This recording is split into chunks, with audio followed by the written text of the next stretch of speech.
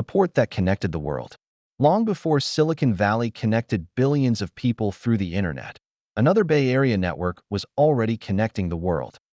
Not through fiber optic cables, not through satellites, and not through software, but through ships, thousands of them, crossing oceans loaded with gold, tea, machinery, silk, lumber, immigrants, merchants, and ideas.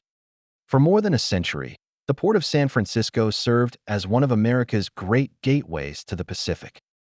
And in doing so, it established a pattern that would later define Silicon Valley itself. The Bay Area became powerful because it connected networks that others could not.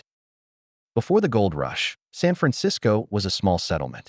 Few people outside the region paid much attention to it.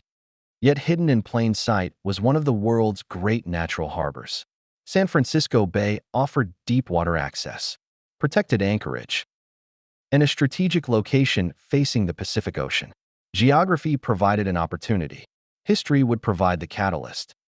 That catalyst arrived in 1848. Gold. Almost overnight, California became one of the most desirable destinations on Earth. Thousands arrived, then tens of thousands, then hundreds of thousands. But people weren't the only thing rushing toward California. Goods were rushing too. Miners needed tools. Cities needed food. Businesses needed supplies. Construction projects needed materials. The demand seemed endless. Ships began arriving from every corner of the globe carrying whatever California needed.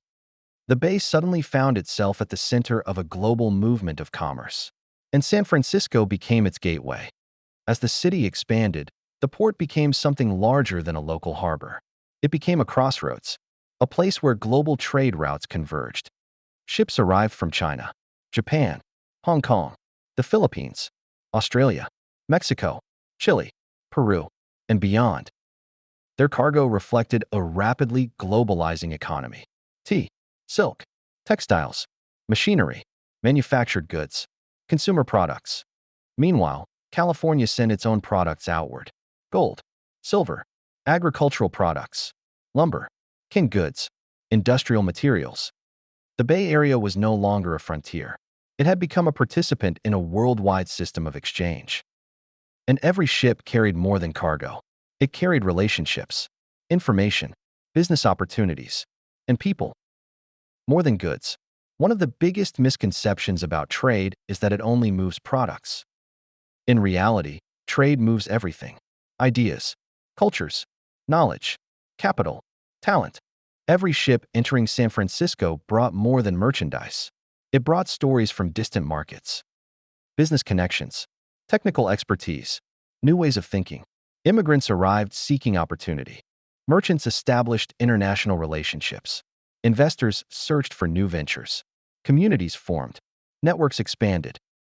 Over time, the Bay Area became increasingly international in character, not because of a government plan, but because global commerce naturally connected it to the world. The port wasn't simply moving goods. It was importing possibilities. Then another breakthrough amplified San Francisco's importance: the first transcontinental railroad. Before the railroad, the Pacific coast remained relatively isolated from Eastern markets. After its completion, everything changed. Goods arriving in San Francisco could move efficiently across the continent. Asian trade became connected to American consumers. California became linked to national markets. For the first time, the Bay Area stood at the intersection of two enormous systems: the Pacific world and the American economy. This position proved incredibly valuable, because the most influential places in history are often not the places that create everything themselves. They're the places where networks meet: Venice, London, New York, and increasingly, San Francisco. Today, when people think about Silicon Valley, they often focus on technology. But technology wasn't the first thing the Bay Area learned to move at scale. Trade was.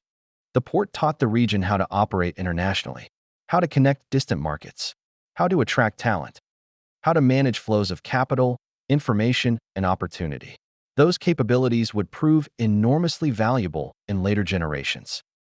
When the semiconductor industry emerged, when software companies expanded globally, when venture capital connected entrepreneurs with investors, when artificial intelligence companies recruited talent from around the world, the medium changed. The network remained. The ships became data packets. Merchant capital became venture capital. Trade routes became digital platforms. The Bay Area continued doing what it had practiced for generations, connecting the world. One of the central themes of Bay origins is that Silicon Valley did not emerge in isolation.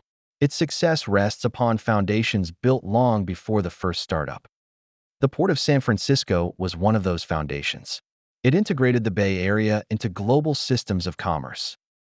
It connected California to Asia, to Latin America, to the broader world economy. Long before the region exported software, it exported goods. Long before it attracted software engineers, it attracted merchants and immigrants. Long before it moved information, it moved cargo. The technologies changed. The function remained remarkably similar. The Bay Area became valuable because it served as a connector, a bridge between people, markets, and ideas. Which brings us back to the question at the heart of Bay origins. Why did it happen here? Perhaps because the Bay Area spent generations learning how to connect global networks before it ever learned how to build global technologies. The Innovator's Ledger. Lesson 1. Connectivity creates opportunity. The Port of San Francisco became powerful because it connected previously distant markets. The same principle applies today. Value often emerges where separate networks intersect. Ask yourself, what worlds am I connecting that currently operate apart? Lesson 2. Ideas travel along infrastructure. Trade routes move more than products. They move knowledge, relationships, and opportunities. Organizations that build strong networks often gain access to insights long before competitors. Lesson 3. Think beyond the product. The most valuable role in an ecosystem isn't always creating the product. Sometimes it's becoming the platform that connects everyone else. Ports, railroads, marketplaces, operating systems, technology platforms. History repeatedly rewards the connectors. The Port of San Francisco became essential because it linked people, goods, and opportunities across vast distances. If your company disappeared tomorrow, what connections would the world lose? For more than a century, ships flowed through San Francisco Bay carrying the resources that helped build California. Gold and silver, tea and silk, merchants and immigrants, ideas and opportunity. Long before the Bay Area became known for moving information, it became known for connecting the world. And in many ways, it never stopped.